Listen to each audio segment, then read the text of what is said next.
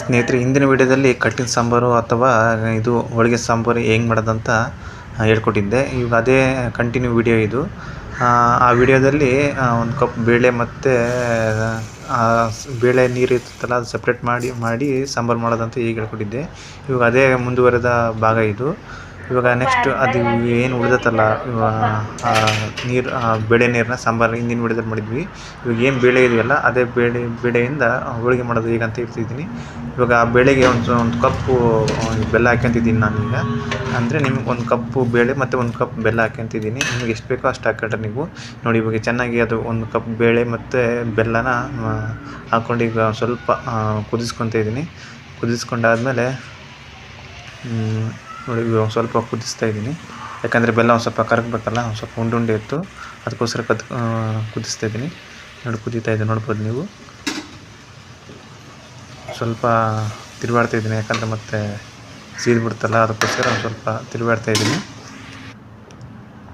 ನೋಡಿ, ಆ ಬೇಳೆ ಇತ್ತಲ್ಲ, ಆ ಬೇಳೆ ಆದಮೇಲೆ ಮಿಕ್ಸಿ ಹಾಕೊಂಡು ಈಗೆಲ್ಲ ರುಬ್ಕೊಂಡೆ.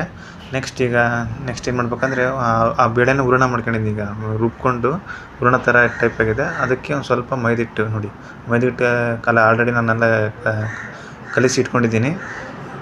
ಇವಾಗ ಹಂಚೆಲ್ಲ ರೆಡಿಯಾಗಿದೆ. ಬನ್ನಿ ಈಗ ಹೋಳಿಗೆ ಹೆಂಗೆ ತಟ್ತೀನಂತ ನೋಡೋಣ.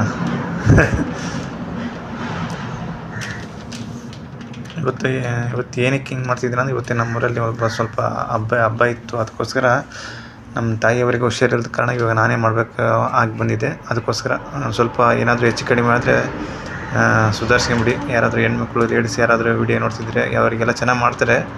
ಆದರೂ ನಾನು ಏನು ಹೇಳ್ಕೊಡೋದು ಬೇಕಾಗಿಲ್ಲ, ಆದರೂ ಮಾಡೋದಂತ ಮಾಡ್ತಾಯಿದ್ದೀನಿ ಅಷ್ಟೇ. ನೋಡಿ, ಈ ಥರ ತಟ್ಟಿ ಹಾಕ್ತಾಯಿದ್ದೀನಿ. ತಟ್ಟಿ ಹಾಕಿ ಮುಗೀತು. ಯಾಕೆಂದರೆ ನಮ್ಮ ತಾಯಿಯವ್ರಿಗೆ ಹುಷಾರಿಲ್ಲ ಅಲ್ವ, ಅದಕ್ಕೋಸ್ಕರ ಮಾಡಲೇಬೇಕು. ಹಬ್ಬ ದಿನ ಬಂದಮೇಲೆ ಮಾಡಲೇಬೇಕಾಗುತ್ತೆ. ಅದಕ್ಕೋಸ್ಕರ ನಾನು ಮಾಡ್ತಾಯಿದ್ದೀನಿ. ನೋಡಿ, ಈ ಥರ ಮಾಡ್ತಾಯಿದ್ದೀನಿ. ಸರಿ ಇದ್ದರೆ ಕಮೆಂಟ್ ಮಾಡಿ, ಸರಿ ಇಲ್ಲ ಅಂದರೂ ಕೂಡ ಕಮೆಂಟ್ ಮಾಡಿ. ಯಾರಾದರೂ ತಿಳಿದಂಥದ್ದಿದ್ದರೆ ಹೇಳ್ಕೊಡಿ. ನಮ್ಮ ಕಡೆ ಎಲ್ಲ ಈ ಥರನೇ ಮಾಡೋದು. ಸ್ವಲ್ಪ ನಮ್ಮದು ಕೈ ನೀಟಾಗಿ ಬರಲ್ಲ ಅಷ್ಟೇ. ಮಾಡೋದೆಲ್ಲ ನಾನು ಎಲ್ಲ ನೋಡ್ಕೊಂಡಿದ್ದೀನಿ. ಬಟ್ ನೋಡಿ, ಆ ಥರ ಮೈದಾ ಹಿಟ್ಟು ನಾವು ಸ್ವಲ್ಪ ಅಗಲಿಸಿ ಅದರ ಸೆಂಟ್ರಿಗೆ ಹೂರಣ ಇಟ್ಟು ನೋಡಿ, ಅದನ್ನೆಲ್ಲ ಫುಲ್ ಪ್ಯಾಕ್ ಮಾಡಿ ಅದನ್ನು ಇದು ಮಾಡಬೇಕು. ಫುಲ್ ರೌಂಡ್ ಶೇಪಾಗಿ ಚಪಾತಿ ತರ್ತಾರಲ್ಲ, ಆ ಥರ ಫುಲ್ ರೌಂಡಾಗಿ ಮಾಡಿ ಬೇಯಿಸ್ಬಿಟ್ರೆ ಮುಗೀತು. ಕಂಪ್ಲೀಟ್ ಹೋಳಿಗೆ ಆದಂಗೆ.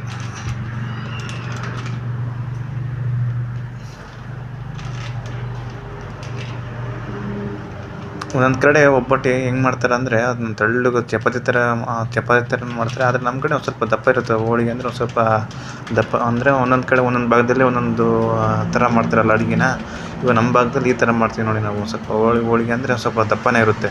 ಒಂದೊಂದು ಕಡೆ ನಾನು ನೋಡಿದ್ದೀನಿ, ನಾನೇ ಹೋಗಿ ತಿಂದು ಬಂದಿದ್ದೀನಿ. ತೆಳ್ಳಗೆ ಹಂಗೆ ರೊಟ್ಟಿ ಥರ ಇರ್ತವೆ. ಆ ಥರ ಇರುತ್ತೆ. ನಾವು ಒಂದು ಸ್ವಲ್ಪ ದಪ್ಪನೇ ಮಾಡ್ತೀವಿ. ಒಂದು ಸ್ವಲ್ಪ ಒಂದೊಂದು ಭಾಗದಲ್ಲಿ ಒಂದೊಂದು ಮಾಡ್ತಾರಲ್ಲ. ಇವಾಗ ನಮ್ಮ ಭಾಗದಲ್ಲಿ ಈ ಥರನೇ ಮಾಡೋದು ನಾವು. ಅದಕ್ಕೋಸ್ಕರ ನೋಡಿ, 2 ಕಡೆ ರೋಸ್ಟ್ ಮಾಡ್ಕೊಂಡಿದ್ದಾಯ್ತು. ಈಗ ಒಂದು ಹೋಳಿಗೆ ಕಂಪ್ಲೀಟ್ ಆಯಿತು ಸ್ನೇಹಿತರೆ.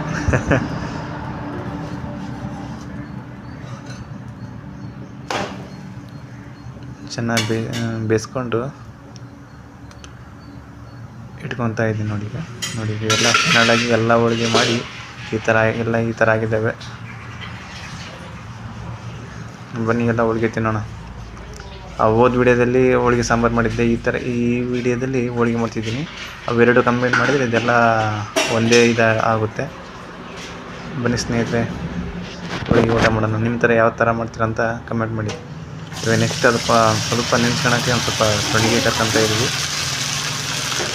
ಸೊಂಡಿಗೆ ಬೇಕಲ್ಲ ಒಂದು ಸ್ವಲ್ಪ. ಈ ಥರ ಏನಾದರೂ ಸ್ವೀಟ್ ಮಾಡಿದಾಗ ಒಂದು ಸ್ವಲ್ಪ ಚುಮ್ ಅಂದಂಗೆ ಏನಾದರೂ ಬಾಯಿಗೆ ಬೇಕಲ್ಲ. ಸೊಂಡಿಗೆ ಹಪ್ಪಳ ಎಲ್ಲ ಕರ್ಕೊತಾ ಇದ್ದೀನಿ.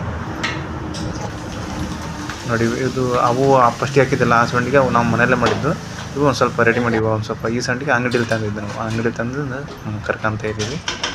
ಇವಾಗ ನೀವು ಮಜ್ಜಿ ಮೆಣಸಿನಕಾಯಿ ಅಂತ ಕರಿತೀವಿ. ನಿಮ್ಮ ಕಡೆ ಏನಂತಾರೆ ಕಮೆಂಟ್ ಮಾಡಿ ಸ್ನೇಹಿತರೆ. ಈ ವಿಡಿಯೋ ಇಷ್ಟ ಆದರೆ ದಯವಿಟ್ಟು ಲೈಕ್ ಮಾಡಿ.